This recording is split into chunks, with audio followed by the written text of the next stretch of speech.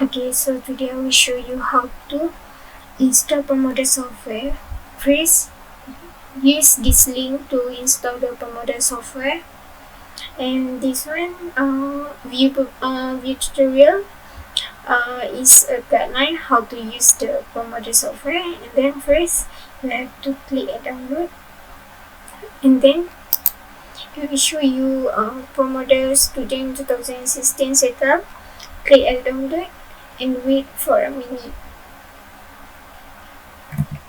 Okay, then click to open the Promodel.